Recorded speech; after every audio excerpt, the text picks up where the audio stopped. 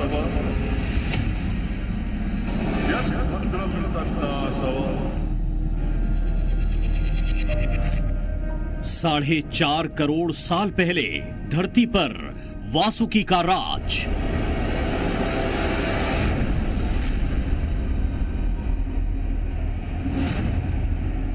सप्त सागर मंथन की कथा में मंदार और नागराज के सबूत।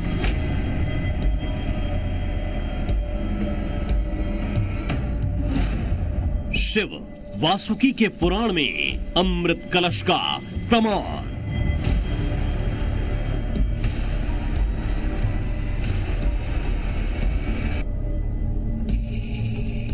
महाकुंभ का वासुकी काल।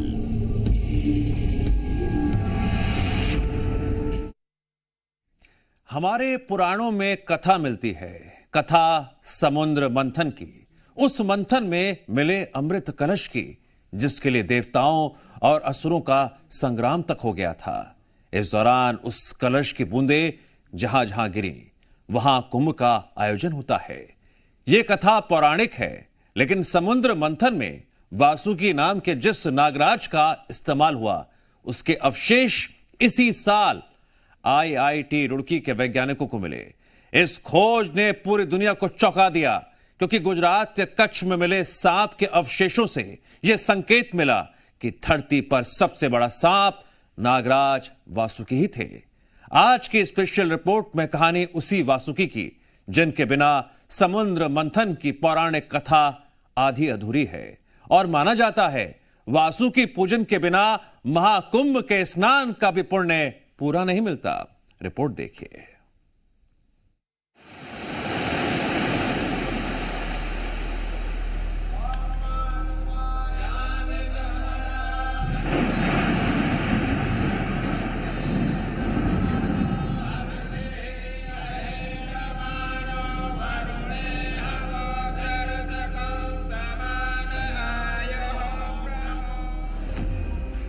अनंतम वासुकिम शेषम पद्मनाभम च कम्बलम शंखपालम धृतराष्ट्रम तक्षकम कालियम तथा। ये पौराणिक श्लोक धरती पर नागराज वासुकी का वजूद 9 रूपों में स्थापित करता है। ये श्लोक बताता है कि वासुकी अनंत हैं। ब्रह्मांड के स्वामी भगवान शिव के कंठनाग हैं। इन्हीं रूपों में ये कलयुग में भी पूजनीय माने जाते हैं। जैसे 2025 के महाकुंभ की नगरी प्रयागराज।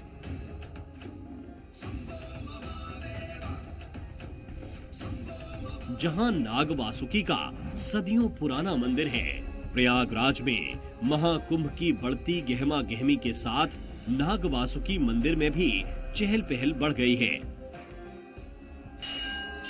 क्योंकि इस मंदिर को लेकर पौराणिक मान्यता ये कहती है कि महाकुंभ का पूरा पुण्य इस धरती के दर्शन के बिना अधूरा है।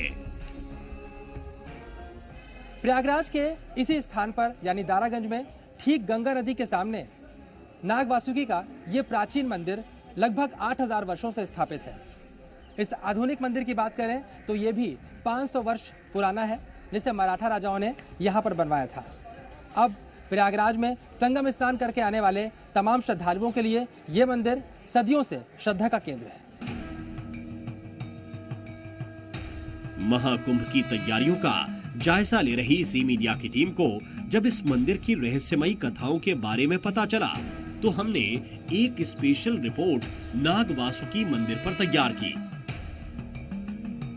क्योंकि महाकुंभ की पौराणिक मान्यताएं बताती हैं, यही वो नाग वासुकी हैं जिनका इस्तेमाल समुद्र मंथन में किया गया। भगवान शिव के कंठनाग वासुकी से हुआ समुद्र मंथन। भगवान वासुकी नाग सर्पों का राजा वासुकी नाग है। और भगवान वासुकी को ही डोर बना करके सागर मंथन हुआ है। उसमें 14 रत्न अमृत कलश इत्यादि जो है सागर से निकला है, और उसके बाद से ये भगवान वासुकी यहाँ पर निवास कर रहे हैं। पौराणिक कथाओं के मुताबिक समुद्र मंथन में मंदार पर्वत को रस्सी की जगह जिस नागराज से बांधा गया, वो नागराज वासुकी ही थे। नीलमत पुराण के मुताबिक नागों की 9 प्रजातियां हैं। सहस्त्र फनों वाले शेषनाग भगवान विष्णु से जुड़े हैं और नाग वासुकी को भगवान शिव गले में धारण करते हैं। नाग वासुकी को शेष नाग का छोटा भाई माना जाता है। नागों का वास पुराणों में पाताल लोक बताया गया है। पौराणिक गाथाएं ये भी बताती हैं कि बरसों तक समुद्र मंथन में इस्तेमाल होने की वजह से नाग वासुकी को शरीर में बहुत पीड़ा हो रही थी। तब उन्होंने देवताओं की अनुमति से विश्राम के लिए प्रयागराज का संगम तट चुना था। अब इनके शरीर में इतनी अग्नि ज्वाला उड़ गई रस्सी तर बटने से, इन्होंने कहा विष्णु भगवान से कि कोई ऐसा स्थान दीजिए जहाँ रह के मैं और लोगों की सेवा कुछ दिन कर सकूं। तो प्रयागराज में दारागंज गंगा किनारे इनको स्थान दिया और बोले जाइए सरस्वती माता का पान करिएगा और फिर दारागंज गंगा जी में आप निवास ग्रहण करिए, आपको वहाँ शांति मिलेगी। पौराणिक मान्यताओं के मुताबिक संगम के जिस तट पर जिस सरस्वती का जल पीकर नाग वासुकी ने विश्राम किया, वो सरस्वती तो प्रयाग के बाद अदृश्य हो गईं। लेकिन नाग वासुकी वहीं साक्षात हुए जहां आज मंदिर का गर्भगृह है। नाग वासुकी की ये प्रतिमा 8000 साल पुरानी बताई जाती है। मान्यता है कि इसे संगम तट पर देवताओं ने स्थापित किया था। इन्होंने 3 वचन मांगे। पहला वचन कि नाग पंचमी के दिन जो भी श्रद्धा से मेरे दर्शन करेगा, दर्शन मार्ग से मैं काल सर्प की शांति करूंगा। दूसरा, किसी भी दिन लोग आएंगे श्रद्धा से दर्शन करेंगे तो 4 आने कष्ट बिना पूजा के मैं निवारण करूंगा। दूसरा वचन मांगा, यहाँ गंगा जी में जो स्नान करने आएगा महाकुंभ में, कुंभ में, अधिक मास में, माघ में, या वैसे भी नहाने आएगा तो मेरे दर्शन नहीं करेगा तो कोई फल की प्राप्ति नहीं होगी। नाग वासुकी मंदिर के पुजारी यहाँ की कई चमत्कारी शक्तियां बताते हैं। नाग वासुकी दूर करते हैं कुंडली से काल सर्पदोष। नाग वासुकी से डरकर भागना पड़ा औरंगजेब को। भारत में आक्रांताओं के हमले के बाद कई मंदिरों को तोड़ा गया, कई सिद्धपीठों को नष्ट किया गया, लेकिन कुछ शक्तियां ऐसी थीं जिनके सामने आक्रांताओं और उनकी सेना को घुटने टेकने पड़े। नाग वासुकी मंदिर में भी मुगल राजा औरंगजेब को एक ऐसा सबक मिला जिसके बाद उसे प्रयागराज को छोड़कर दिल्ली भागना पड़ा था। इसी स्थान पर सैकड़ों वर्ष पूर्व औरंगजेब को नाग वासुकी भगवान पर भाला चलाने की सजा मिली थी। प्रयागराज के नाग वासुकी मंदिर का यह चमत्कारी रहस्य मुगल काल के आखिरी दौर से जुड़ा है। पूरे मुगल काल में औरंगजेब ऐसा शासक था जो सबसे ज्यादा मंदिरों के विध्वंस के लिए जाना जाता है। प्रयागराज में औरंगजेब ने 2 मंदिरों पर हमले किए थे। इसमें पहला मंदिर था दशमेधेश्वर और दूसरा था नाग वासुकी। औरंगजेब ने नाग वासुकी पर ध्वस्त करने के लिए हमले के लिए तो कर दिया, लेकिन इस दौरान कुछ ऐसी रहस्यमय बातें हो गईं कि औरंगजेब को नाग वासुकी मंदिर से पीछे हटना पड़ गया।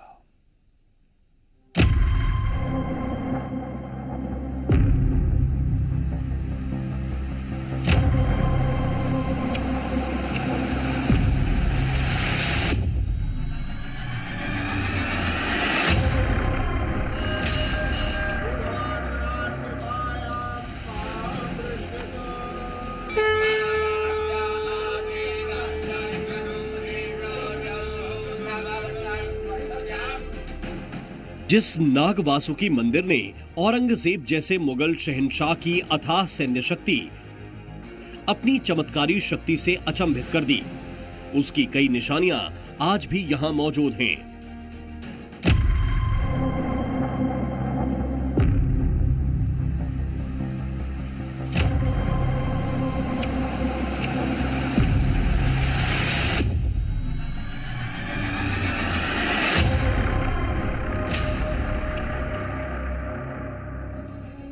जैसे नाग वासुकी मंदिर में औरंगजेब के भाले का निशान और वो जगह जहां से कहते हैं खून की धारा निकल पड़ी थी।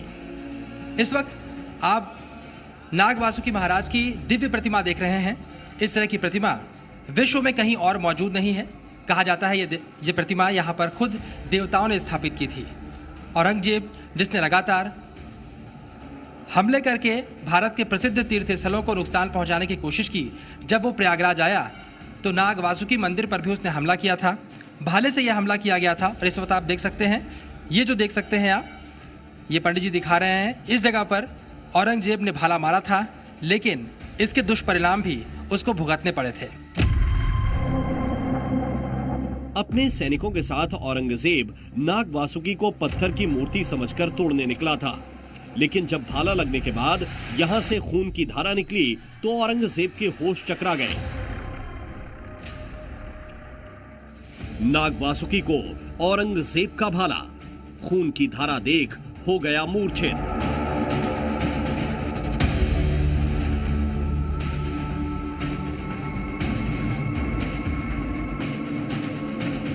मूर्ति में देखेंगे हृदय में निशान बना हुआ है। औरंगजेब यहाँ पर सब मूर्तियों को खंडित करना चाहता था, देखना चाहता था कितनी शक्ति है, तो उसने बासुकी जी को भी 3 भाला मारा था। एक भाला मारा, दूध की धार निकली, दूसरा मारा, दूध की धार, तीसरा मारा तो खून की धार निकली और उसके मुंह में पड़ी, बेहोश के गिरा, वही धार जाके गंगा जी में गिरी। सिपाही यहाँ से उठा के ले गए। जब दशाश्वमेध घाट पहुँचे तो फिर होश आ गया, तो उसने वहाँ शंकर जी को भी खंडित किया। वो भी मूर्ति देखिएगा तो वो भी खंडित है। 3 तलवार मारा, 1 मारा, 2 मारा, तीसरी मारा तो बिजली का करंट लगा। फिर सिपाही उठा के भागे, किला पहुँचे, अच्छे बड़े जहाँ पर है। लोग कहते हैं कि वहाँ से सुरंग बनी है जो सीधे दिल्ली जाती है। पंडित श्याम बिहारी मिश्र बताते हैं कि नाग वासुकी मंदिर में जिस चमत्कारी शक्ति का दर्शन औरंगजेब जैसे क्रूर शासक को हुआ, उसने उसका हौसला तोड़ दिया और इसके बाद प्रयागराज में उसने किसी मंदिर पर हमला नहीं किया। उस घटना के बाद नाग वासुकी की पौराणिक गाथाओं ने उसे ऐसा घेरा कि वो प्रयागराज छोड़कर किसी सुरक्षित स्थान पर निकल गया। स्थानीय जानकारों के मुताबिक औरंगजेब को नाग वासुकी और महाकुंभ से जुड़ी कहानियों पर यकीन नहीं था। उसे नहीं पता था कि नाग वासुकी को 3 दैवीय वरदान प्राप्त थे। पहला, नगर देवता बेदी माधव करेंगे सावन में पूजा।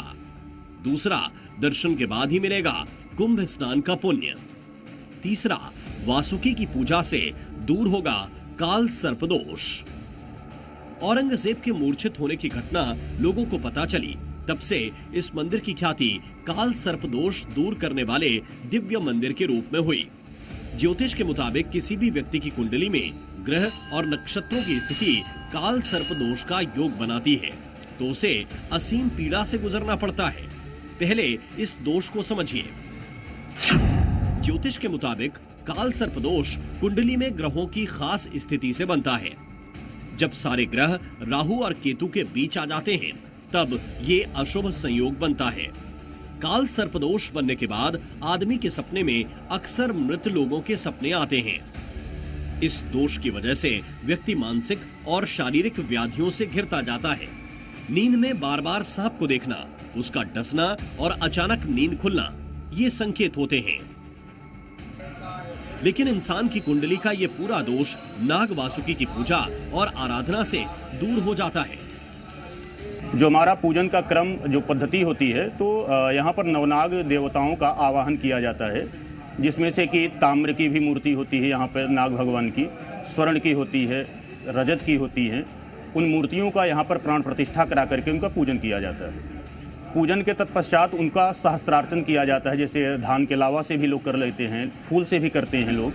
सहस्त्रार्चन के बाद भगवान का विधिवत पूजन होता है। पूजन के बाद उनकी बलि प्रदान की जाती है। बलि के बाद भगवान नाग देवता से प्रार्थना करके उन मूर्तियों को गंगा जी में प्रवाहित कर दिया जाता है। पूरा नाग वासुकी मंदिर इस वक्त मंत्रोच्चारण की ध्वनि से गूंज रहा है।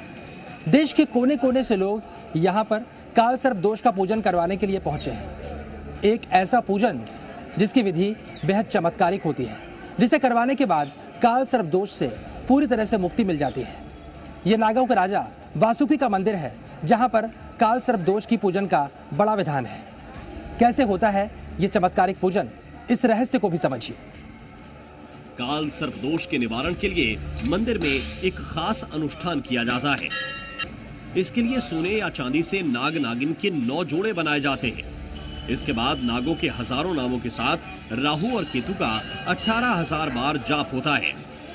ये कहने की जरूरत नहीं कि काल सर्प दोष ग्रहों की खास स्थिति होती है, जिसका असर हमारी देह और मन पर भी पड़ता है। ये ब्रह्मांडीय शक्तियों की पूरी तरह ज्योतिषीय गणना है। हमारी परंपरा में इसे दूर करने का एक विधान है ग्रह दोष से जुड़े देवता का स्मरण। नागराज होने की वजह से नाग वासुकी उसी दोष के देवता हैं। लेकिन चौंकाने वाली बात यह है कि यह कोई मिथक नहीं, बल्कि धरती पर नाग वासुकी के वजूद की पुष्टि विज्ञान भी करता है।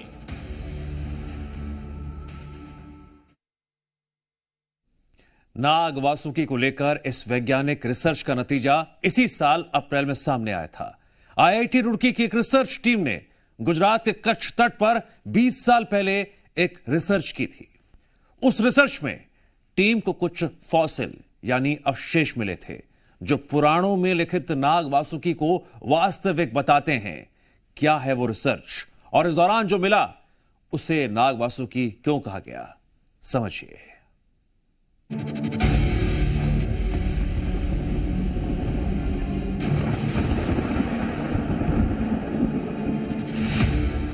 अगर आधुनिक विज्ञान के लेटेस्ट रिसर्च को देखें तो सांपों की प्रजाति धरती के शुरुआती जीवों में शामिल होती है। धरती के निर्माण से लेकर जीवों की उत्पत्ति तक कई उथल पुथल हुई, लेकिन सांपों की प्रजाति खत्म नहीं हुई।